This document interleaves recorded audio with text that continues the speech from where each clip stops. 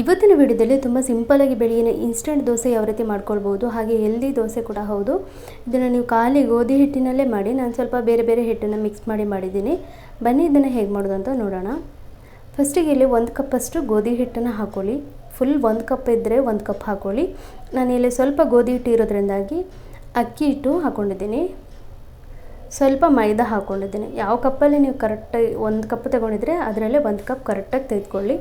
ನಂತರ ನಿಮ್ಮ ಹತ್ರ ಮೈದಾ ಇಲ್ಲ, ಅಕ್ಕಿ ಹಿಟ್ಟು ಇಲ್ಲ ಅಂದರೆ ಖಾಲಿ ಗೋಧಿ ಹಿಟ್ಟಲ್ಲಿ ಕೂಡ ಮಾಡಿ, ತುಂಬ ಚೆನ್ನಾಗಾಗುತ್ತೆ.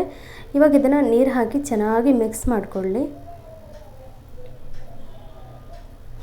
ರವೆ ಇದ್ದರೆ ರವೆ ಕೂಡ ಹಾಕ್ಕೊಳ್ಬೋದು. ನಾನಿಲ್ಲಿ ಸ್ವಲ್ಪ ರವೆ ಒಂದು 2ರಿಂದ 3 ಸ್ಪೂನ್ ರವೆ ಹಾಕಿದ್ದೀನಿ ಅಷ್ಟೇ.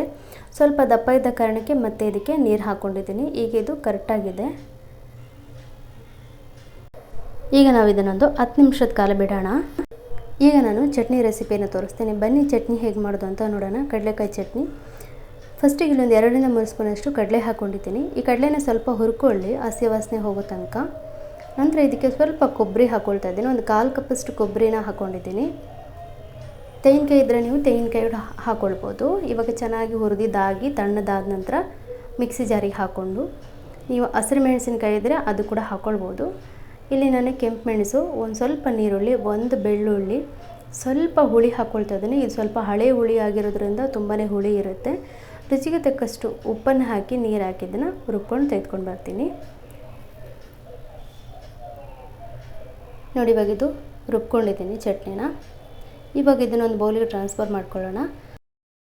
ಇದಕ್ಕೆ ನಾವು ಮಾಮೂಲಿ ಒಗ್ಗರಣೆ ಹಾಕ್ಕೊಳ್ತೀವಲ್ವ, ಎಣ್ಣೆ, ಸಾಸಿವೆ, ಕರಿಬೇವು, ಕೆಂಪು ಮೆಣಸು ಹಾಕಿ ಒಗ್ಗರಣೆ ಹಾಕ್ಕೊಂಡು ಸೈಡಿಗೆ ಎತ್ತಿಟ್ಕೊಳ್ಳೋಣ. ಈಗ ನೋಡಿ, ಈ ಹಿಟ್ಟಿಗೆ 10 ನಿಮಿಷ ಆಗಿದೆ. ಇಟ್ಬಿಟ್ಟು ನಾನು ಚಟ್ನಿ ಮಾಡಿ ಇದನ್ನು ಮತ್ತೆ ನೋಡಿ ಎಷ್ಟು ಹದವಾಗಿದೆ, ದಪ್ಪನೂ ಇಲ್ಲ, ತೆಳುನೂ ಇಲ್ಲ. ಇವಾಗ ಇಲ್ಲಿ ಒಂದು ತವಾ ಅಥವಾ ದೋಸೆದ ಕಾವಲಿ ಇದ್ದರೂ ಕೂಡ ಆಗುತ್ತೆ, ಸಣ್ಣದಾಗಿದ್ದರೆ ಇನ್ನೂ ಒಳ್ಳೆಯದು. ಈಗ ಇದಕ್ಕೆ ನಾನು ಸ್ವಲ್ಪ ಎಣ್ಣೆ ಹಾಕಿ ಒಂದು 2 ಇದು ಅಷ್ಟು, ಅಂದರೆ ನಿಮಗೆ ದಪ್ಪ ತೆಳು ನೋಡ್ಕೊಂಡು ನೀವು ದೋಸೆನ ಹಾಕ್ಕೊಳ್ಬೋದು. ನಾನಿಲ್ಲಿ ದಪ್ಪನೂ ಇಲ್ಲ, ತೆಳುವೂ ಇಲ್ಲ, ಆ ರೀತಿ ಹಾಕ್ಕೊಂಡಿದ್ದೀನಿ. ನಂತರ ಇದಕ್ಕೆ ಮೇಲಿಂದ ಸ್ವಲ್ಪ ನೀರುಳ್ಳಿ ಕಟ್ ಮಾಡಿ ಹಾಕ್ಕೊಂಡಿದ್ದೀನಿ. ಸ್ವಲ್ಪ ತುರಿದಿರೋವಂಥ ಕ್ಯಾರೆಟ್ನ ಹಾಕ್ಕೊಳ್ತಾ ಇದ್ದೀನಿ. ಇಂಥದ್ದೇ ಹಾಕಿ ಅಂತೇನಿಲ್ಲ, ನಿಮ್ಗೆ ಯಾವ ತರಕಾರಿ ಇಷ್ಟ ಇದೆ ಅದನ್ನು ಹಾಕ್ಕೊಳ್ಬೋದು. ಮೇಲಿಂದ ಕೊತ್ತಂಬರಿ ಸೊಪ್ಪು ಕೂಡ ನೀವು ಹಾಕ್ಕೊಳ್ಬೋದು. ಇವಾಗ ಇದು ಒಂದು ಸೈಡ್ ಕಾದಿದೆ, ಮತ್ತೊಂದು ಸೈಡ್ ನಾವು ಇದನ್ನು ಫ್ರೈ ಮಾಡ್ಕೊಳ್ಳೋಣ. ಸೊ ಇದೇ ರೀತಿ ನಾವೆಲ್ಲ ದೋಸೆಯನ್ನು ಹಾಕ್ಕೊಳ್ಳೋಣ.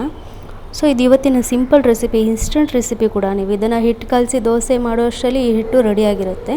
ಸೊ ಇವತ್ತಿನ ಈ ವಿಡಿಯೋ ನಿಮಗೆಲ್ಲ ಇಷ್ಟ ಆಗಿದೆ ಅಂತ ಭಾವಿಸ್ತೀನಿ. ಇಷ್ಟ ಆದರೆ ಒಂದು ಲೈಕ್, ಶೇರ್, ಸಬ್ಸ್ಕ್ರೈಬ್ ಮಾಡೋದನ್ನು ಮರಿಬೇಡಿ. ಹಾಗೆಯೇ ತುಂಬಾ ಸಾಫ್ಟಾಗಿರುತ್ತೆ ದೋಸೆ, ನೀವು ನೋಡ್ತಾ ಇರ್ಬೋದು.